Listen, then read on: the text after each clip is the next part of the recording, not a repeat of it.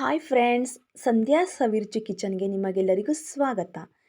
ಈ ದಿನ ನಾನು ಇದ್ಕಿದ ಬೇಳೆ ಅವರೆಕಾಳು ಸಾಂಬಾರು ಮಾಡೋದು ಹೇಗೆ ಅಂತ ಹೇಳ್ಕೊಡ್ತೀನಿ. ಬೆಂಗಳೂರಲ್ಲಿ ತುಂಬಾ ಎಲ್ಲರೂ ಇಷ್ಟಪಡೋಂಥ ಸಾಂಬಾರು ಇದಾಗಿದೆ. ನಾನಿಲ್ಲಿ ಒಂದು ಬಟ್ಲಷ್ಟು ಇದ್ಕಿದ ಅವರೆ ಬೇಳೆ ತೊಗೊಂಡಿದ್ದೀನಿ. ಹಾಗೆ 2 ಈರುಳ್ಳಿನ ಹಚ್ಚಿಟ್ಕೊಂಡಿದ್ದೀನಿ, 4 ಬೆಳ್ಳುಳ್ಳಿನ ಸುಲಿದಿಟ್ಕೊಂಡಿದ್ದೀನಿ. ಒಂದು ತಪ್ಪಲೆ ಇಟ್ಟು ಒಂದು 4 ಟೀ ಸ್ಪೂನಷ್ಟು ಎಣ್ಣೆ ಹಾಕಿ ಹಚ್ಚಿರೋಂಥ ಈರುಳ್ಳಿ ಹಾಕಿದ್ದೀನಿ. ಹಾಗೆ ಸುಲಿದಿಟ್ಕೊಂಡಿರೋಂಥ ಬೆಳ್ಳುಳ್ಳಿನ ಸಹ ಹಾಕಿ ಇವೆರಡು ಒಂದು ಸ್ವಲ್ಪ ಎಣ್ಣೆಯಲ್ಲಿ ಬಾಡಿಸ್ತಾ ಇದ್ದೀನಿ.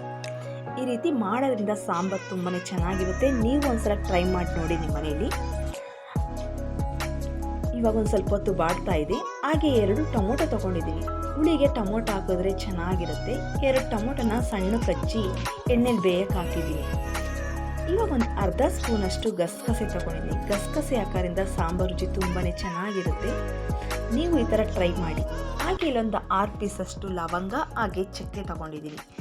ಹಾಗೆ ಒಂದು 3 ಪೀಸಷ್ಟು ಶುಂಠಿ ತೊಗೊಂಡಿದ್ದೀನಿ. ಇವೆರಡೂ ಸಹ ನಾವು ಜಜ್ಜಿ ಹಾಕಿದ್ರೇ ಚೆನ್ನಾಗಿ ರುಬ್ಬಕ್ಕಾಗೋದು. ಹಾಗೆ ನಾನಿಲ್ಲಿ ಜಜ್ಜಿ ಹಾಕಿದ್ದೀನಿ ಶುಂಠಿ, ಚಕ್ಕೆ, ಲವಂಗನ. ಇದು ಸಹ ಎಣ್ಣೆಲಿ ಬಾಡಿಸ್ಕೊಂಡೇ ಹಾಕಬೇಕು. ಇವೆಲ್ಲ ಒಂದು ಸ್ವಲ್ಪ ಬಾಡಾದಮೇಲೆ ಇಲ್ಲಿ ನಾನೊಂದು 2 ಸ್ಪೂನಷ್ಟು ಹುರ್ಗಡ್ಲೆ ಹಾಕ್ತಾಯಿದ್ದೀನಿ. ಹುರ್ಗಡ್ಲೆ ಹಾಕೋದ್ರಿಂದ ಸಾಂಬಾರು ಸ್ವಲ್ಪ ಗಟ್ಟಿಯಾಗಿರುತ್ತೆ. ಹಾಗೆ ಇಲ್ಲಿ ನಾನು ಖಾರದ ಪುಡಿ ಹಾಕಿದ್ದೀನಿ 1.5 ಸ್ಪೂನಷ್ಟು. ನಿಮ್ಮನೆ ಖಾರಕ್ಕೆ ಎಷ್ಟು ಬೇಕು ಅಷ್ಟು ನೀವು ಹಾಕ್ಕೊಳ್ಳಿ. ಇವೆರಡು ಹುರಿದಾದ್ಮೇಲೆ ನಾನಿಲ್ಲಿ ಧನಿಯಾ ಪುಡಿ ಹಾಕ್ತಾಯಿದ್ದೀನಿ. ಲಾಸ್ಟು ಧನಿಯಾ ಪುಡಿ ನಾನು ಇಲ್ಲೊಂದು 3 ಸ್ಪೂನ್ ಹಾಕಿದ್ದೀನಿ. ನಾನು ಧನಿಯಾ ಪುಡಿ ಹಾಕೋದ್ರಿಂದ ಸಾರು ಘಮ ಘಮ ಅಂತ ಇರುತ್ತೆ. ಹಾಗೆ ಇವಾಗ ಮಿಕ್ಸಿ ಜಾರ್ಗೆ 1 ಕಪ್ಪಷ್ಟು ಕಾಯಿ ತುರಿ ಹಾಕ್ಕೊಂಡಿದ್ದೀನಿ. ಹಾಗೆ ಒಂದು ಇಡಿಯಷ್ಟು ಕೊತ್ತಂಬರಿ ಸೊಪ್ಪು ಹಾಕಿದ್ದೀನಿ. ಇವಾಗ ನಾವು ಇಷ್ಟೊತ್ತು ಗಂಟ ಏನೇನು ಎಣ್ಣೆಲಿ ಬಾಡಿಸ್ಕೊಂಡಿದ್ದೋ ಅವೆಲ್ಲ ಒಂದು ಸ್ವಲ್ಪ ತಣ್ಣಗಾದ್ಮೇಲೆ ಮಿಕ್ಸಿ ಜಾರ್ಗೆ ಹಾಕಿ ರುಬ್ಕೊಂಡಿದ್ದೀನಿ. ಮಸಾಲೆ ರೆಡಿಯಾಗಿದೆ. ಇವಾಗ ಮಸಾಲೆ ರೆಡಿಯಾಗಿದೆಯಲ್ಲ, ಇವಾಗ ಸಾಂಬಾರು ಮಾಡೋದು ಹೇಗೆ ಅಂತ ನೋಡೋಣ ಬನ್ನಿ.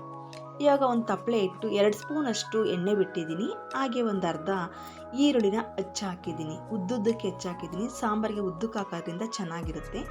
ಈರುಳ್ಳಿ ಒಂದು ಸ್ವಲ್ಪ ಗೋಲ್ಡನ್ ಬ್ರೌನ್ ಬಂದಮೇಲೆ ನಾವು ಫಸ್ಟೇ ಸುಲಿದು ಮಡಿಕೊಂಡಿರೋಂಥ ಇದ್ಕಿದ ಬೇಳೆ ಅವರೆಕಾಳನ್ನ ಎಣ್ಣೆಗೆ ಹಾಕಿ ಹುರಿತಾ ಇದ್ದೀನಿ.